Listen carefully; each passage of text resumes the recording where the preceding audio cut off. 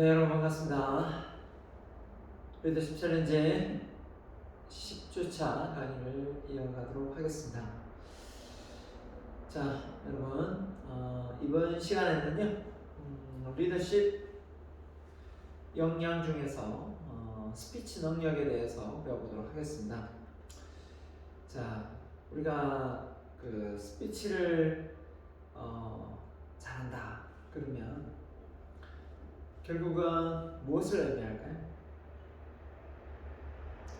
여러분, 말을 잘하는 거하고 리더십 역량하고 어떤 관련이 있는지 혹시 아세요? 아예 리더십 자체를 말로 스피치로 표현하는 사람도 있습니다. 말을 잘하면 리더십을 잘한다. 물론 맞을 수 있습니다. 하지만 꼭 그렇지는 않습니다. 리더십 역량이 높으면 말을 잘한다. 꼭 그렇지도 않습니다. 리더십 역량은 별개의 영역입니다. 리더십 역량이 높으면 스피치 역량이 높으면 리더십 역량을 키울 수가 있습니다. 그러면 스피치가 넓은 개념이냐, 리더십이 넓은 개념이냐라고 말하면 당연히 리더십이 넓은 개념이죠. 말을 못한다고 해서 리더십 역량이 없는 건 아니니까요. 어떻게든 하게 되니까. 근데 그 말을 우리가 잘했어. 리더십 역량을 키워보자는 거 아닙니까? 근데 우리나라 교육에서는 이 말하기 교육이 없다는 거예요. 그렇다 보니까 말은 타고나는 능력점으로 생각하는 사람이 참 많습니다. 물론 타고난 말재가 넘치는, 재치가 넘치는 사람도 많습니다. 하지만 대부분의 사람들이 말도 노력을 통해서 자신의 역량을 잘 발휘할 수 있도록 만든 케이스가 많습니다.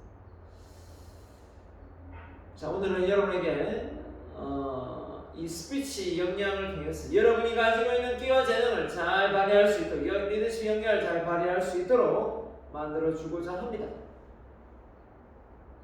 앞서 제일 처음에 우리가 소심한 성격에 관한 얘기를 했었지 않습니까?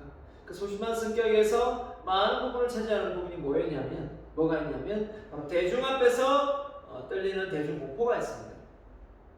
대중공포가 많은 사람이 대중들 앞에서 자기의 표현 능력이 탁월할 수는 없습니다. 많이 긴장되고 극소심해지죠. 안 그래도 소심한데 더 극소심해지는 겁니다. 자, 이런 것을 놓고 볼 때 제가 여러분에게 드리고 싶은 말은, 여러분이 아무리 리더십 역량이 뛰어나더라도 그걸 표현할 수 있는 이 표현 능력이 서툴면 리더십 역량을 잘 발휘할 수 없다라는 겁니다. 자, 그런 어떤 의문점을 갖고 한번 대중 스피치 기술을 하나씩 배워보도록 하겠습니다. 자, 그 스피치는 말이지 않습니까? 말은 기술이 있습니다. 그래서 명연설가가 되는 거고요. 자, 그래서 오프닝 나올 거고요. 스피치 중에서 대중공포의 원인과 해결책, 발음과 발성, 그 다음에 논리정연한 스피치 구성, 그 다음에 설득 스피치, 사례 실습에서 한번 10주차, 11주차에서 가보도록 하겠습니다. 자, 강의를 재밌게 듣는 상처. 자, 강의를 들을 때 여러분이 재밌게 들으려면 첫 번째, 알고 있는 유머도 애써 모르는 척. 그걸 본인이 안다고 해가지고 어떤 사람 좀 웃기려고 여러 사람 앞에서 유머를 했는데 그 아는 티를 내는 순간 그 유머를 하려고 하는 사람이 기위 세죠. 그런 눈치 없는 사람은 없겠죠. 둘째, 재미없어도, 그쵸? 이왕이면 재미있는 척 해주면 참 좋겠죠? 조금 재밌어도 어떻게요? 예, 아주 재미있는 척 해주면 훨씬 더 재밌겠습니다. 자, 우차사 개그맨이 무대에서 웃겼나 봅니다. 다 웃고 있죠? 다 웃고 있는데 한 사람만 웃고 있지 않습니다. 뭘까요? 한 사람이 이렇게 인상을 쓰고 있네요. 자, 이런 분은 안 계시겠죠? 자, 유머는 어떻게 해야 잘할 수 있을까라고 많은 분들이 생각할 수 있습니다. 유머가 타고나나요? 말의 재치가 있는 사람이 있고 없는 사람이 있습니다. 자, 유머가 많이 없다면 이런 말이 있습니다. 안 웃기면 웃길 때까지 하면 됩니다. 안 웃기면 웃길 때까지 계속 하다 보면 한 번 웃기지 않겠는가라는 거죠. 한마디로 얘기해서 실패를 그걸로 삼고 계속 도전해야 남도 잘 웃길 수 있다라는 겁니다. 한 번에 되지 않는다라는 거죠. 충분히 여러분도 남을 웃길 수 있습니다. 유머가 없는 사람은 스프링 없는 마차를 타고 자갈밭을 가는 것과 같다라는 말을 씁니다. 얼마나 엉덩이가 아프겠습니까? 말에도 마찬가지입니다. 유머가 없다면 얼마나 지겹고 그렇겠습니까? 근데 물론 이제 대학 강의가 유머가 있고 그렇지는 않습니다. 자, 아무튼 우리가 말을 좀 재밌게 한다 이렇게 하면 우리가 그 말을 더 귀담아 듣고 또 경청을 잘하게 되죠. 자, 그래서 여러분에게 조금 재미있는 유머를 하나 해드릴까 합니다. 웃길지 잘 모르겠지만, 자, 참새 한 마리가 하늘을 팔다가 서로 머리를 부딪혔다고 합니다. 이 현상을 보고 무슨 현상일까요? 참새 두 마리가 하늘을 팔다가 둘이 탁 부딪힌 거죠. 이 현상을 여러분 무슨 현상을 그러죠? 예, 이 현상을 골 때리는 현상이라고 합니다. 자, 이번에는요. 참새 한 마리가 하늘을 팔다가 그만 전봇대를 부딪혔다고 합니다. 전봇대를 꽝 받은 거죠. 이 현상은 무슨 방금 두 마리는 골 때리는 현상이고 참새 한 마리가 하늘을 팔다가 전봇대를 들이받았어요. 자, 이때 이 현상을 무슨 현상을 그러죠? 예, 이런 현상을 보고 보기 드문 현상이다. 이렇게 보기 드문 현상이다. 자, 여러분. 승호하는 사람은 험합니까? 복이 드뭅니까? 복이 드뭅니다. 지금 이 영상을 보고 있는 여러분은 그런 의미에서 모두 승호할 것 같습니다. 자, 그런 의미에서 우리 크게 박수 한번 치고 들어갈까요? 짝짝짝짝. 자, 이게 오프닝 멘트로 많이 활용되는 겁니다. 자, 앞서 제가 잠깐 스피치의 중요성에 대해서 말씀을 드렸습니다. 말을 잘한다. 우리 말이죠. 참 말은 천산유수처럼 잘해요. 이런 사람은 말을 잘하긴 하지만 좀 비아냥거리는 말투죠. 그럼 뭐가 안 된다는 거예요? 실속이 없다는 거죠. 그러면 안 되겠죠. 그러니까 말과 행동이 일치가 돼야, 그죠? 언행 일치가 돼야 사람의 믿음이 가지 않습니까? 자, 일단 보겠습니다. 말을 잘한다. 그랬을 때 좋은 이점이 뭐가 있는지. 첫 번째, 나의 능력을 끄집어내주는 도구다. 앞서 소개했고요. 말을 잘하면 리더십 영역을 발휘할 수 있다 했으니까. 둘째, 나의 이미지 관리 수단이다. 말을 정말 어눌하게 잘 못하는 사람이 있다고 가정해 볼게요. 얼마나 마이너스가 되겠습니까? 자기의 실력은 이 정도인데 말이 어눌해서 그게 안으로 줄어들 수도 있으니까요. 셋째, 주변 사람들을 뭐한다? 예, 동기부여시킨다. 그래서 요즘 코로나로 여러분 많이 힘들지 않습니까? 이 힘든 시기에 여러분 스스로가 위축되고 많이 힘들 수도 있습니다. 이럴 때 누군가의 말을 통해서 또 여러분이 또 다른 누군가의 말을 건네부로 해서 동기부여시킬 수 있다면 그것처럼 의미 있고 가치 있는 보람 있는 일이 없을 것 같습니다. 그래서 나뿐만 아니라 누군가에게 희망을 주고 보람을 주고 의미를 준다면 그 사람의 인생이 정말 의미 있고 가치 있다고 생각되지 않습니까?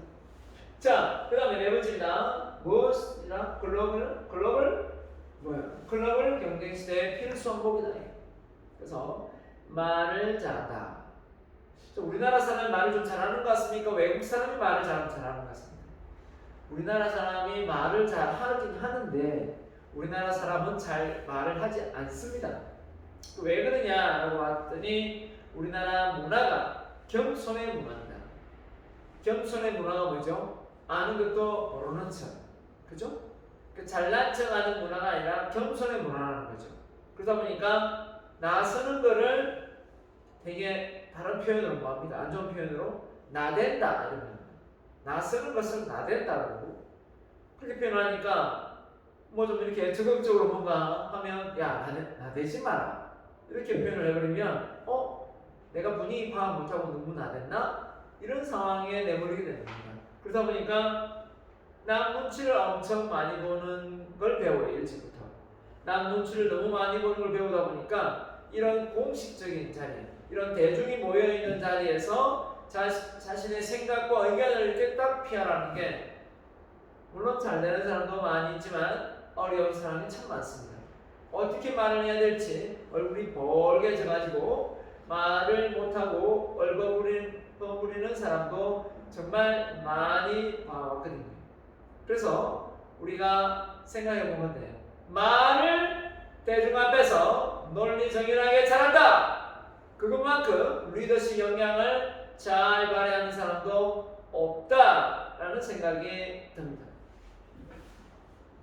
그래서 칼도 아니면서 송곳도 아니면서 남의 마음을 다치게 하는 것이 뭐다? 말이다.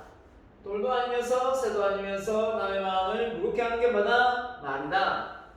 몽둥이도 아니면서 주먹도 아니면서 남의 마음을 멍들게 하는 게 뭐다? 말이다. 결국 우리는 평소에 말을 조심해야 한다.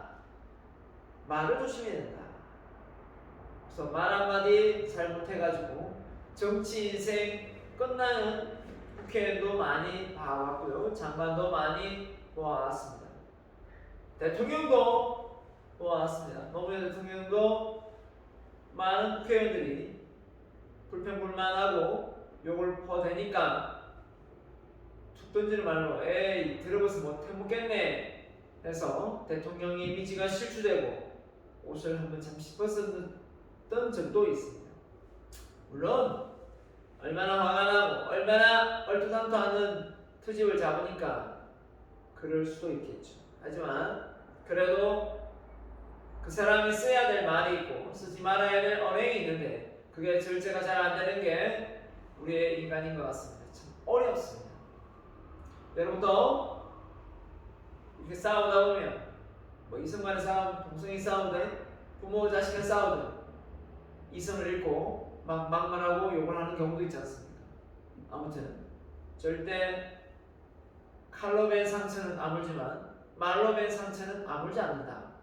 이런 말도 있습니다. 자, 최연소 노벨 화학상을 받은 일본입니다. 다나카 고이치라는 사람입니다. 이 사람인데요. 이 사람이 노벨 화학상을 받았어요. 그것도 최연소 노벨 화학상을 받았는데 난리가 났습니다. 왜냐하면 이 사람이 화학자도 아니에요. 그리고 석사도 박사도 아니었던 그냥 학사 출신이었어요. 4년제 졸업생이었어요. 그런데다가 전공도 달랐어요. 전기 관련 쪽인가? 그렇습니다. 그런데 노벨 화학상을 받은 거죠. 자, 이때 기자들이 많이 찾아와서 이 다나카 고이치한테 물었습니다. 당신이 어떻게 하다가 이렇게 노벨 화학상을 받은 것 같습니까? 라고 질문을 했을 때요. 그때 이 다나카 고이치는 뭐라고 했냐면 제가 쓴 논문이 아주 월등해서 다른 사람들보다 우수해서 제가 이런 상을 받을 수 있는 영광의 기회가 주어진 것 같습니다. 라고 했으면 별 문제가 없었는데 뭐라고 했냐면 어떻게 하다가 이런 상을 받게 됐습니까? 라고 말했을 때 이 사람이 한 말이 뭐냐면 내가 노벨 화학상을 받은 것은 대중 앞에서 스피치를 했기 때문이다 라는 말이었어요. 그래서 기자가 있다가 말도 안 되는 소리냐 라고 다시 재질문을 했습니다. 그게 무슨 말입니까? 라고 했더니 이 다나카 고이치가 하는 말이 일본에는 우리나라도 마찬가지겠죠. 정말 우수한 논문을 많이 썼지만 그걸 학술지에 게재만 하고 학술지에 책으로 게재만 하고 이 발표를 안 한다는 발표를 자기의 논문 과제에 대해서 많은 사람들 앞에 발표를 안 한다 이거죠. 잘 안 알린다 이 말입니다. 안 알린다.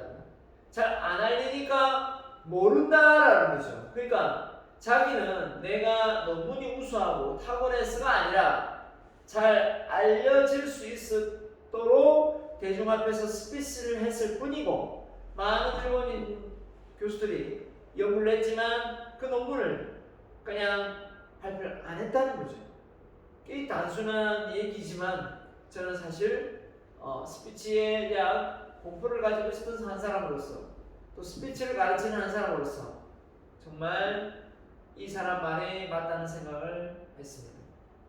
왜 그러냐면, 잘 보십시오. 말을 대중 앞에서 할 수 있는 이 역량이 사실 아무것도 아닌 것 같지만 정말 많은 부분을 영향을 줍니다. 여러분이 단체에 여러 명 모였을 때 발언을 할 수 있느냐 없느냐는 리더십에 엄청난 영향력이 있느냐 없느냐를 판가름합니다. 한마디로 나의 정체성, 나의 존재감이 있느냐 없느냐로 판명되어지기도 합니다. 이 중요한 타이밍에, 그때 그 절체절명의 순간에 말 한마디 못하고 집에 와서 끙끙 앓고 후회한다면 여러분은 오늘 이 시간 뒤부터 리더십 역량을 반드시 키워서 그런 우를 범하는 어리석은 사람이 되지 않기를 바랄 뿐입니다. 저는 과거에 여러분 만날 때 대학교에 발표를 시키면, 발표 교수가 발표를 시키면 어떻습니까? 교수님이 지목했을 때 그게 너무너무나 많이 겁나고 두려웠어요.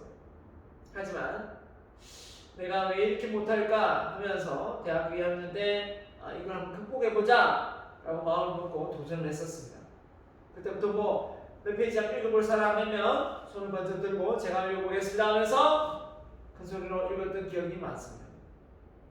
그것조차도 많은 사람들이 안 하려고 하는 경우가 참 많습니다. 안 하려고 하니까 안 하게 되는 거예요. 하려고 하면 계속 할 기회가 생기는 거예요. 안 하려고 하니까 계속 안 하게 되는 거예요. 그래서 영향력이라는 게 발휘하면 발휘할수록 계속 넓어지는 겁니다. 그래서 군수, 예를 들면 시의원 나간 사람 다시 지역에 그죠? 시장도 나가고, 또 시장 나가 된 사람은 또 국회의원 나가고, 국회의원 나간 사람은 또 다시 도지사를 나가든 아니면 그죠? 참 그건 대통령이 없고 대통령을 나가든 자꾸 넓어지는 방향이 맞죠? 자, 아무튼 여러분이 이 스피치를 통해서 여러분의 끼와 재능이 잘 발휘되는 걸 넘어서서 여러분이 가지고 있는 역량이 잘 표현되고 많은 사람들에게 홍보가 된다는 사실은 정답입니다. 자, 그래서 우리가 가장 어려운 점이 뭐냐라고 물었을 때 눈을 어디에 어떻게 처리해야 될지 잘 모르겠다라고 말하는 사람들이 참 많습니다. 그래서 시선 공포증이 있는 사람들이 참 많습니다. 그래서 사람을 골고루 이렇게 사람을 봐야 되는데 사람을 골고루 보지 못하고 우왕좌왕하다가 땅바닥만 쳐다보든지 천장만 쳐다보든지 벽을 쳐다보다가 보면 이 설득력에 상당한 마이너스가 됩니다. 그래서 자신감을 키우는 시선 처리는 어떻게 되는 것입니까? 바로 째려보지 말고 상냥한 눈빛으로 3초에서 5초 사이로 머물면 되겠고요. 그리고 골고루 안배하는 것이 참 중요하겠습니다. 그래서 눈을 상대방한테 긍정의 눈빛을 선물하는 방법이 뭐라고 했습니까? 내 눈빛을 상대방한테 긍정의 눈빛을 선물할 수 있는 방법이 뭐랬죠? 바로 내 눈빛을 100% 긍정의 눈빛을 선물할 수 있는 방법은 바로 상대방의 좋은 점을 찾고 있을 때, 상대방의 좋은 점을 찾고 있을 때 내 눈빛은 100% 긍정이다 라고 말씀을 했습니다. 맞죠? 자, 그래서 스피치 이번에는 공포. 그래서 많은 사람이 있을 때 눈을 남배할 때 3에서 5초간 머물고요. 그리고 청중이 더 많다 그러면 Z 형식으로 이렇게 지그재그 형식으로 Z 형식으로 시선 처리를 해도 되고요. 아니면 이렇게 한 줄씩 뭐 보든지 상관없습니다. 하지만 처음에 많이 부담스럽고 좀 공부스럽다면 가장 반응 좋고 호응 좋은 그런 사람을 보시기 바랍니다. 반응 없고 딴짓하고 호응도 낮은 사람만 보다 보면 짜증이 나고 생각했던 것도 잊어버리는 경우가 많아요. 그래서 반응 좋고 표정 좋은 사람 분명히 한두 명은 꼭 있거든요. 자, 그러면 스피치 공포 원인이 뭐고 해결책이 뭔지 원인을 알면 해결책은 금방 찾아낼 수 있으니까요. 자, 왜 대중 앞에만 서면 긴장하고 떨리는가? 이런 의문을 가질 수 있습니다. 왜 긴장하고 떨리는가? 첫 번째 보면 성장 과정 속에서의 수동적인 태도. 항상 삶을 주도적으로 살지 못하고 부모님이 파파보이, 파파걸 아니면 맘마보이, 그죠? 수동적으로 항상 그렇게 뭔가를 주도하지 못하고 시키면 시키는 것밖에 해본 적이 없는 거죠. 두 번째는 남들보다 못하다는 생각. 자신을 과소평가하고 남을 과대평가하는 이런 잘못된 평가 때문에 많이 긴장되고 떨립니다. 그 다음에 좋은 사람으로 평가되기를 기대한다. 자, 사람들이 나를 계속 평가합니까? 여러분이 나를 계속 평가하고 있나요? 잘하나 못하나? 그런 건 아니죠. 별 관심 없죠. 내용에 관심 있지 내가 잘하나 못하나 말을 잘하나 못하나 계속 평가하고 있는 건 아닐 것입니다. 맞죠? 그래서 좋은 사람으로 평가되기를 기대한다. 별로 평가하지도 않는데 본인 스스로가 착각에 빠지는 경우가 참 많고요. 네 번째가 억압하는 환경입니다. 항상 좀 통제하고 관리가 엄격한 이런 가정에서 자란 자녀들은 되게 좀 극소심한 경우가 많아요. 뭔가 새로운 걸 도전하는 거에 되게 두렵고 어려움이 많습니다. 그 다음에 다섯 번째, 표현하고 주장하는 학습이 안 된다. 맞죠? 학교에서 어릴 때부터 정답이 없는 이런 질문들을 선생님이 하고 그에 대해서 서로 토론하고 의견을 개진하는 게 참 중요한데 우리는 어릴 때부터 먼저 정답을 제시하고 그 정답이 있는 내용만 서로 주거니받거니 하다 보니까 사실 말을 좀 이렇게 토론을 오래 하고 서로의 생각을 이렇게 공유하는 게 어려움이 많습니다. 자, 그래서 그런 부분이고요. 자기 표현을 주장하고 학습하는, 그래서 정답을 꼭 찾는 게 중요한 게 아니죠. 부담스러운 청중이거나 또 뭡니까? 실패의 경험을 많이 했을 경우에 엄청 떨립니다. 그래서 자라보고 놀라가서 소뚜껑 보고 놀란다 라는 뜻이 청중이 부담스럽다. 누가 부담스럽죠? 관공서 직원들 쫙 앉아 있는 거 하고요. 저는 여러분의 어머님들이 쫙 부모님들이 앉아 있는 거 하고 완전히 분위기가 다릅니다. 조그마한 내용도 깔깔깔 웃어주는 반면에 관공서에 있는 이 직원들은 정말 얼굴이 표정이 똥심한 얼굴입니다. 자, 그러다 보니까 강연하기가 2배, 3배 힘들어요. 예. 자, 그 다음에 내주 말해서 말하는 뭐죠? 예, 경험이 부족하다. 경험, 이것처럼 중요한 단어가 없습니다. 경험해보지 못했는데 얼마나 긴장되고 떨리겠습니까? 안 해봤으니까요. 그래서 자, 이런 점을 우리가 잘 알고 계속해서 스피치 공포를 잘 극복하는 방법을 해봐야 되겠습니다. 자, 그래서 우리가 앞서 얘기했습니다. 대중공포에서 또 나오는데요. 자, 아이하고 미가 있지만 진짜인 아이와 가짜인 미가 있습니다. 이 아들스가 타인이죠. 타인과 어떤 그 외부의 어떤 영향을 받는 가짜인 미가 진짜인 미하고 균형을 이루면 마음의 평정을 찾겠죠. 대중공포가 그렇게 생기진 않을 겁니다. 그런데 이 미가 너무 커졌어. 타인을 너무 많이 의식하고 있다면 결국은 부담스럽고 많이 긴장될 수밖에 없겠죠. 거꾸로 I가 너무 커졌어. 미가 어떻습니까?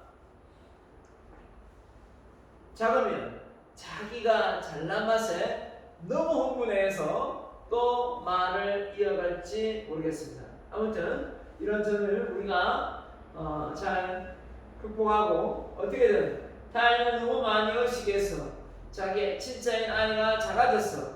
남을 눈치 보는 그런 어리석은 사람이 되지 않아야 될 것 같습니다.